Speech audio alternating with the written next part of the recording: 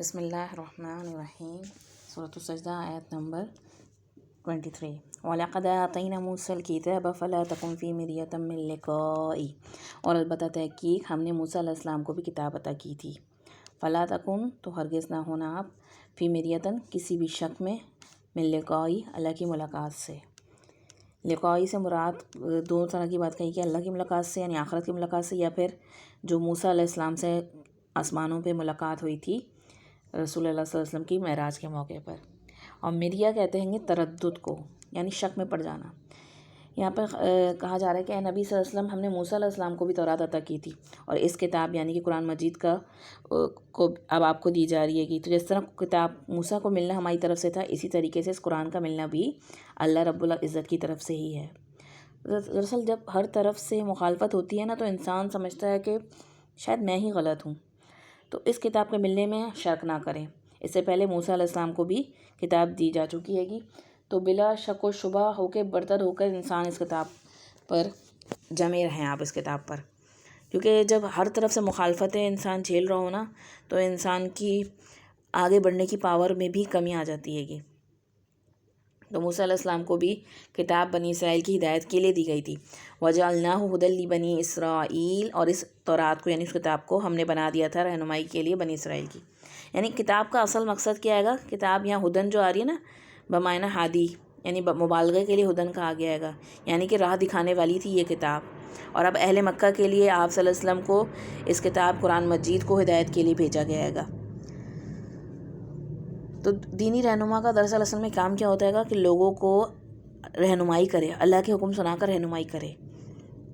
جو بھی شخص آپ کو بلا رہا ہے گا تو ضرور دیکھیں وہ کس طرف بلا رہا ہے گا، کہ واقعی میں اللہ کے کلام کی طرف بلا رہا ہے گا، صحیح رہنمائی کر رہا ہے گا، کیا وہ لے جا کے اللہ سے جوڑ رہا ہے یا کہیں اور سے جوڑ رہا ہے گا۔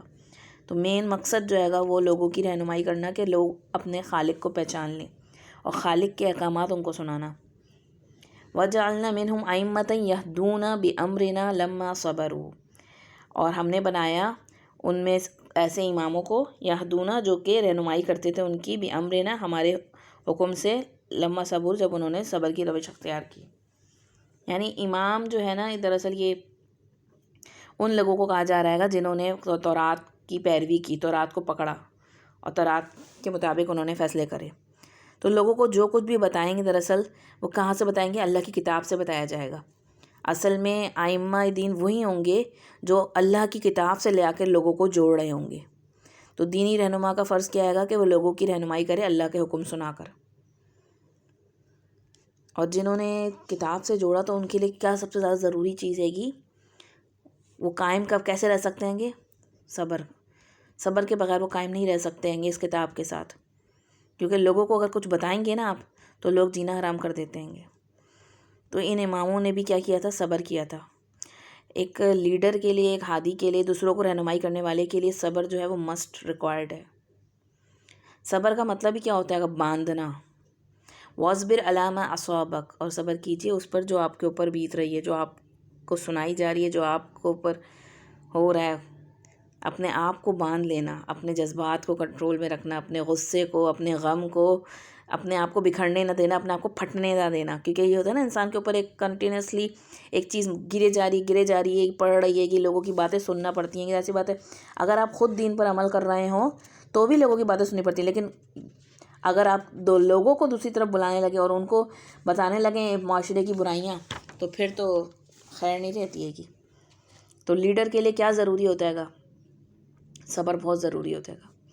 وَقَانُوا بِآيَاتِنَا يُوقِنُونَ، اور وہ ہماری آیات پر یقین رکھتے تھے۔ دوسری کوالٹی یاد رکھیں، صبر کے ساتھ یقین، کیونکہ یقین کی میں اگر کمی ہوگی تو ظاہر سی بات ہے صبر کرنا بھی مشکل ہو جائے گا۔ تو لیڈر کے لیے کنوکشن بہت ضروری ہے۔ اگر آپ خود کنونس نہیں ہیں، آپ کو خود یقین نہیں ہے، تو آپ دوسروں کی رہنمائی کیسے کر سکتے ہیں؟ کیسے دوسروں کو اس کتاب کی طرف بلا سکتے ہیں گے؟ تو یقین انسان سے بڑے بڑے کام کراتا ہے گا۔ دنیا میں بہت دفعہ یقین و عزم میں کمی کی وجہ سے جو ہوتا ہے انسان اختلافات میں پڑ جاتا ہے گا، اور صحیح راستہ پا کر بھی اس کو چھوڑ دیتا ہے گا، کیونکہ یقین میں کمی ہوتی ہے گی۔ تو لوگوں کی طرف سے آنے والا اختلاف کا حل کچھ نہیں ہے گا سوائے یہ کہ اس کو اللہ پہ چھوڑ دیا جائے۔ تو دین کا کام کریں، کسی کو بھی سکھائیں، لازمی مخالفت ہوگی، یاد رکھیں ہمیں صبر کرنا ہے گا۔ اور اگر صبر نہیں کریں گے اور یقین نہیں ہوگا تو پھر کیا ہوگا؟ کام کی رفتار میں کمی آنا شروع ہو جاتی ہے. تو شک میں نہ پڑیں، یہ کام بالکل درست ہے، اللہ کی طرف سے. اگر یہاں بتایا جا رہا ہے انہیں کہ مین چیز ہے یہ اپنی کتاب کو تھامنے کے لیے اور کتاب کو دوسروں کو بھی اس کتاب کی طرف لانے کے لیے کہ آپ کو ساتھ صبر کرنا ہے گا اور اپنے رب کی آیات کے اوپر یقین ہونا چاہیے کہ میرے رب نے میرے لیے بہترین اجر رکھا ہے گا اس صبر کے بدلے میں. ورنہ انسان اندر کے اپنے شیطان سے، اپنے نفس سے ہار جاتا ہے گا. ان ربک هو یفصل بینہم یوم القیامۃ فیما کانوا فیہ یختلفون، کہ بے شک آپ کا رب وہ فیصلہ کرے گا ان کے درمیان، یعنی دنیا میں جو اختلافات کر رہے ہیں ان کے درمیان کون فیصلہ کرے گا؟ اللہ تعالیٰ ہی فیصلہ کرے گا. یوم القیامت، قیامت کے دن. فیما کانوا فیہ یختلفون، جس بارے میں یہ اختلاف کر رہے ہیں. یعنی آج اگر لوگ تم سے، ساری دنیا بھی تم سے اختلاف کر رہی ہو، تم صحیح جگہ پہ کھڑے ہو، تو یاد رکھ لو ابراہیم علیہ السلام کو کہ وہ پورا معاشرہ کیسا غلط تھا، لیکن صحیح فیصلہ جب اللہ کی صحیح چیز دیکھ لی تو یہ مت دیکھو کہ نہیں کہ ساری غلط ہیں، سب اس طرف جا رہے ہیں تو کہیں میں ہی غلط نہ ہوں. اپنے رب کی آیتوں پہ یقین کہ اس کا فیصلہ آئے گا دراصل. اور یہ مخالفت کا حل کچھ نہیں ہوتا، بعض وقت صرف اللہ کے اوپر چھوڑنا پڑتا ہے گا، کیونکہ بعض وقت آپ مخالف پارٹی کو کتنے ہی دلائل دے دیں، کتنا ہی کچھ سمجھا لیں، وہ سمجھنے والے نہیں ہوتے ہیں گے. ان کا کام ہی صرف آپ سے مخالفت کرنا ہوتا ہے. تو اس کا فیصلہ اللہ کرے گا، کون حق پر ہے کون نہیں. یقین ہے جو کر رہا ہوں صحیح ہے تو جمے رہیں، قیامت کے دن سب ثابت ہو جائے گا. اللہ پر چھوڑ دیں معاملہ. ضروری نہیں کہ ہم دنیا میں ہی دوسرے کو نیچے دکھا کر ہی یا اس کو ثابت کر ہی رہیں کہ وہ غلط ہے گا. اگر کوئی غلط بھی ہے گا اور وہ نہیں ہٹنا چاہ رہا اپنے غلط راستے سے تو چھوڑ دیا جائے اس کو.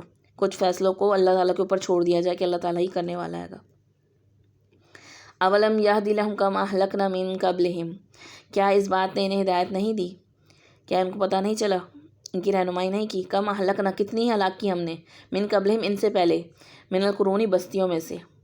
یمشونا، وہ چلتے پھرتے تھے، فی مساکنہم ان کے گھروں میں، اپنے گھروں میں رہ رہے تھے، گھومتے پھرتے تھے، چلتے پھرتے تھے. تو کیا چیز انسان کو روکتی ہے دراصل اللہ کے راستے میں جانے سے؟ مساکن، مسکن گھر کو کہتے ہیں نا.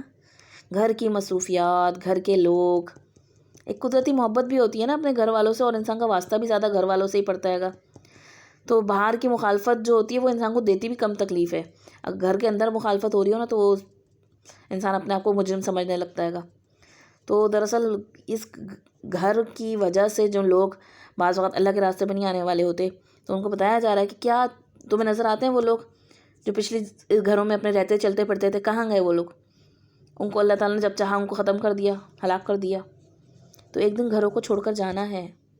یہ مطلب نہیں ہے کہ گھروں سے بالکل بے نیاز ہو جائیں، کچھ کام نہ کریں گھروں کے، لیکن اس گھر کو اپنے سر پہ اتنا چڑھا لینا کہ ہمارے پاس تو ٹائم ہی نہیں ہے، ہم اتنے گھر کی وجہ سے مصروف ہوتے ہیں گے. آپ دیکھ لیں تو کہاں گئے وہ لوگ؟ ان کے بھی تو گھر تھے، انہوں نے بھی تو یہی سمجھا ہوا تھا کہ ہم نے ہمیشہ گھر میں رہنا ہے گا، گھر کو تو پیچھے نہیں چھوڑ سکتے، گھر کی ذمہ داری ہماری سب سے پہلے ضروری ہے گی.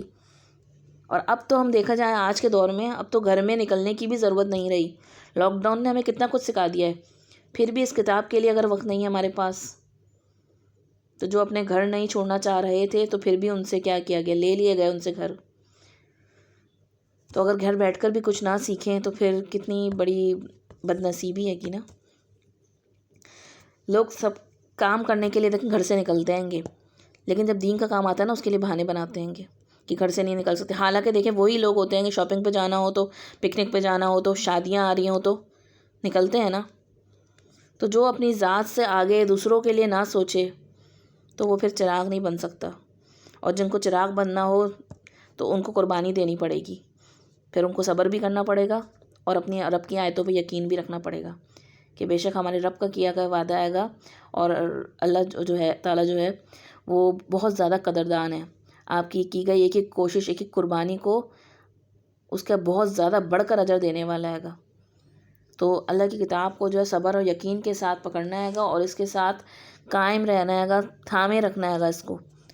لوگوں کے اختلافات کی وجہ سے، لوگوں کی مخالفتوں کی وجہ سے اس کو چھوڑ نہیں دینا ہے گا، بلکہ اپنا معاملہ جو ہے وہ اللہ پہ چھوڑ دینا ہے گا. لوگوں کا معاملہ جو ہے اللہ پہ چھوڑ دینا ہے کہ یا رب تو ہی فیصلہ کرنے والا ہے گا ان کے اور ہمارے درمیان.